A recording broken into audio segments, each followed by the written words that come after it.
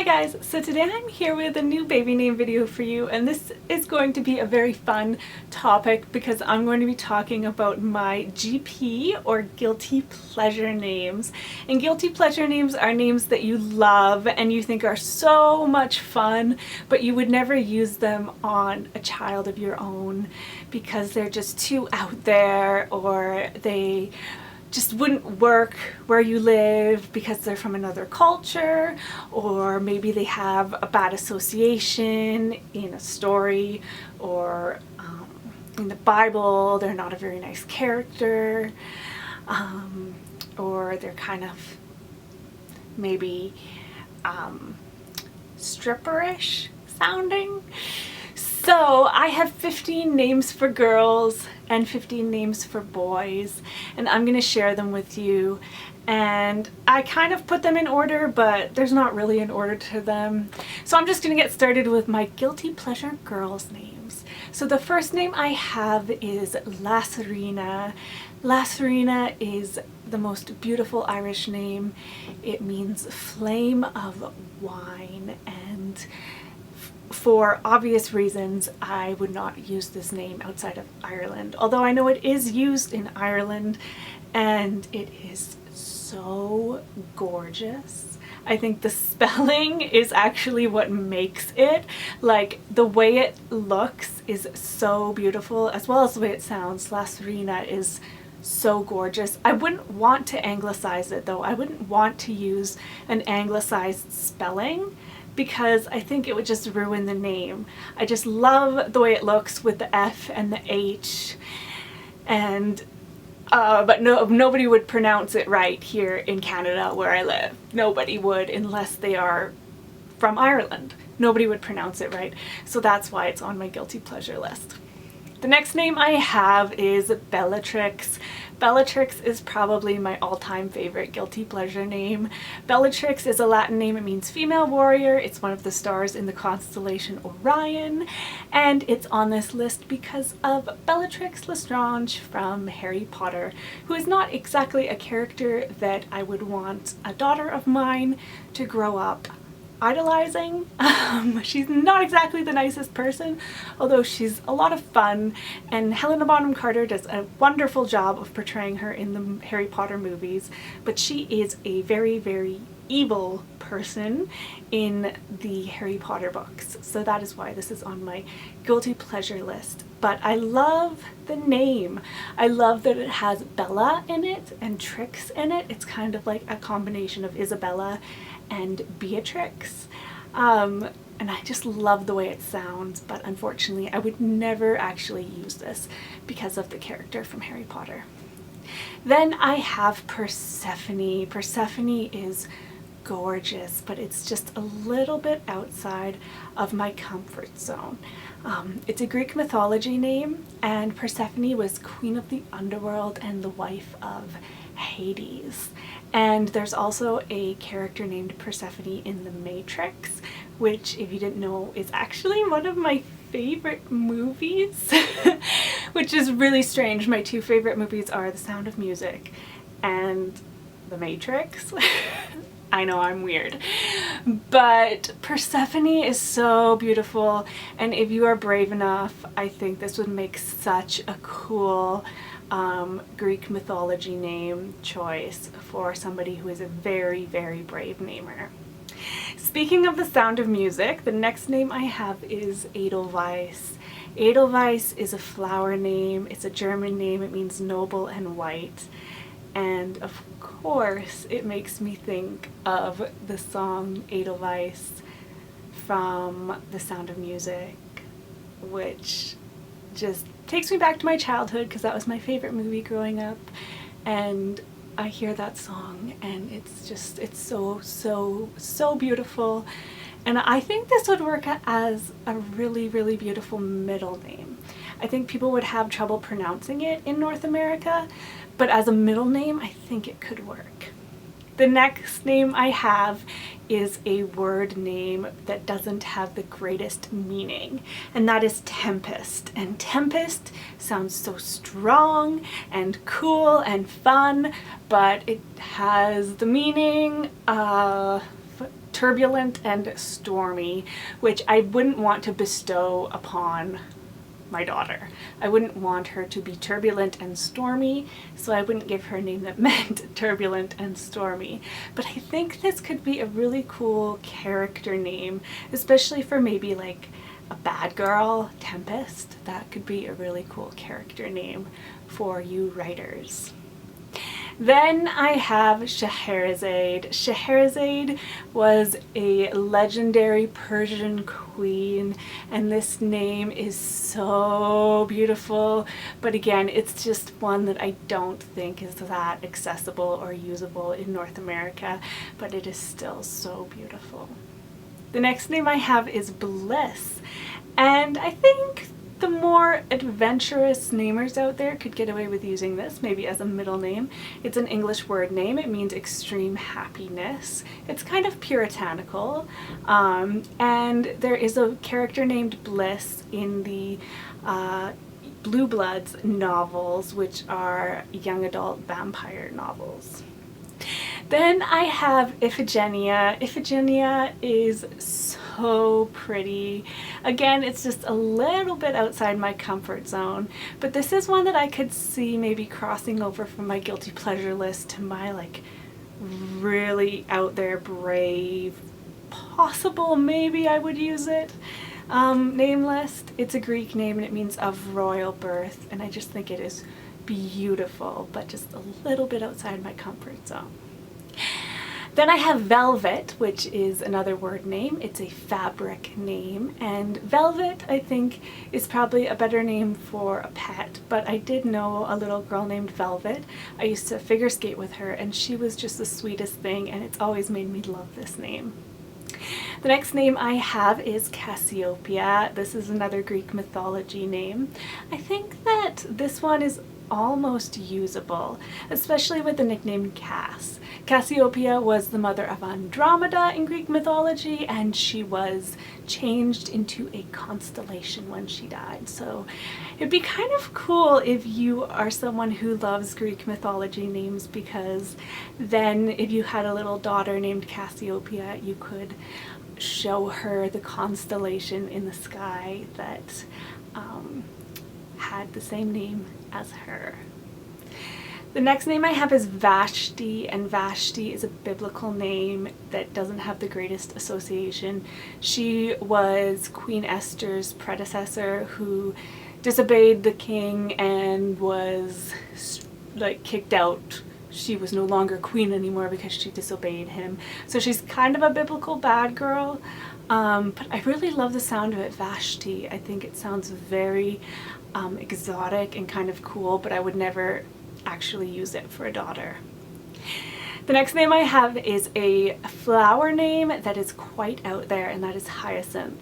It doesn't have the prettiest sound, but I think it is very strong sounding, and again, it's one that could work in the middle name spot if you were using something pretty and classic in the first name spot, like maybe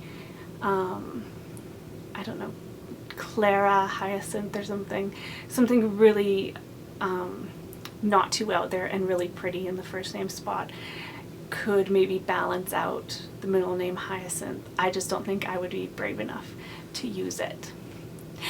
Then I have another fabric name, and that is Calico. And this name makes me think so much of a pirate, because there was a pirate named Calico Jack who was an English pirate in the 1700s. He was male, but this name sounds so feminine to me for some reason, Calico. I just think it would make such a really cool choice for someone who is a super brave namer. I also think it would make a really good choice for a pet. Then I have a color name, and that is Vermilion. Vermilion is a bright scarlet red color, and you could get the nicknames Vera or Millie out of this. And one of the reasons I like this word name so much is because one of my favorite poems is The Windover by Gerard Manley Hopkins, and the last word in the poem is vermilion, gash gold vermilion. is the last 3 words, and it's always just stuck out in my mind as one of the coolest words, vermilion, and I think it could make a really cool girl's name, but I wouldn't be brave enough to use it. But it does have some cool nickname options, Vera, Millie. Yeah, I could see it working for somebody very, very brave. And the last girl's name I have is Hepzibah. Hepzibah is so much fun to say. It's a Hebrew name and it means my delight is in her. It's a biblical name. I associate it with a very minor character in Harry Potter, which is probably one of the reasons it seems unusable for me. But I think if you're looking for kind of an interesting biblical name that is not used much at all, Hepzibah would be a very interesting choice. So for boys, the first name I have is a really, really cool ancient Egyptian mythology name, and that is Osiris. I think Osiris is almost usable, but for me, I don't like using names of gods from other religions. Just personally, that's just a personal thing I don't like to do, but I think Osiris for somebody else would be so cool, and I would actually love to meet a little boy named Osiris. Osiris was the god of the dead in the underworld, which is another reason that I might not want to use it, but the name itself is so cool, and I love names that start with O. Osiris, I love the way it sounds. I think this would make a really cool choice for a brave baby namer. Then I have Balthazar. I want to put this on my list so badly, but even I am not brave enough to do that. Balthazar was one of the 3 wise men who visited baby Jesus, and it means Bal protect the king. Balthazar, oh my goodness, it sounds so cool. I just love it so much, but I'm not quite that brave. The next name I have for boys is Ransom. I have had so many debates over whether this name is usable or not because of the meaning. It's an English word name and it means money paid for a prisoner's release. So some people think it's usable and some people don't think it's usable. I think it's kind of really cool, but I don't like the meaning, so that's why it's on my guilty pleasure list. Then I have Nazareth. And Nazareth is another one that I would love to put on my regular list, but it's just a little bit out there. It's a biblical place name. I love biblical place names. I have Canaan and Israel and Israel and Jericho and Galilee on my list, but Nazareth is just a little bit too much for me, I think. It was the city where Jesus grew up, but if you are a super, super brave baby namer, I think this would be a very, very offbeat biblical choice that could work. The next name I have is one that I don't think is usable at all, and that is Dionysius. This is a Greek mythology name, and Dionysius was the god of wine. Interestingly, this is a family name for me. My great-great-great-great-great-grandfather on my mother's side was named Dionysius Bowers. So that's kind of cool. It's probably the most out there name on my family tree, and I think it is really, really cool. And if it wasn't so out there, I would definitely consider using it. But I think it's going to stay as a guilty pleasure name. Then I have Silver. Silver is another one that makes me think of pirates, probably because of Long John Silver. It's a color name and also the name of a precious metal. Another one that I've been thinking is so cool recently is Jupiter. Jupiter was from Roman mythology. He was the king of the gods. He's kind of the Roman equivalent of the Greek god Zeus. Jupiter could make an interesting name for... See, I don't know if it's usable. For me, it's totally not usable, but maybe for some parents it is usable. That's the thing about guilty pleasure names, is that some people think my guilty pleasure names are usable, but other people would think that no, like a Jupiter isn't usable for me. But it's such a cool name, and it's the name of a planet, and it's from Roman mythology. It's just so cool and I really like it, but I would never actually use it. But it's so cool. Then I have Cornelius. Cornelius is one that's almost usable. It just, to me, it just sounds like an old man, but a really, really wise old man. And it's a Latin name that means horn. The next name I have is Halifax, and Halifax is a place name. It's the capital of Nova Scotia, Canada. Because I'm Canadian, I don't think this name would be usable, but maybe for Americans who haven't grown up studying Canadian geography as much as I have, it could be a very, very interesting place name choice, and it sounds really cool, Halifax. And you can get the nickname Hal from it. I don't know. I think it's really cool. Then I have Wolfgang. This one is definitely guilty pleasure. I don't think I would ever use this on a real child. This is a German name that means traveling wolf. And as much as I love Mozart and his first name was Wolfgang, I would never use this on a real child. Then I have Merlin, which is a Welsh name that means sea fortress, and he was the wizard from Arthurian legends, and I love my Arthurian legends names, but I think this name is probably better suited to a pet, although I might just think that because I did know a dog named Merlin. Maybe it could work on a kid. I don't know. It depends. It really depends on how brave you are with your names. Then I have Ramses, and Ramses is an Egyptian name that means son of God, and it was the name of several Egyptian pharaohs, and I think it's really cool sounding, but I don't think I would ever use it. Then I have Odysseus. Odysseus is so cool, but it's quite a big name for a little baby. It's another Greek mythology name and it means wrathful, so it doesn't have a very good meaning. And Odysseus was of course the hero of Homer's The Odyssey.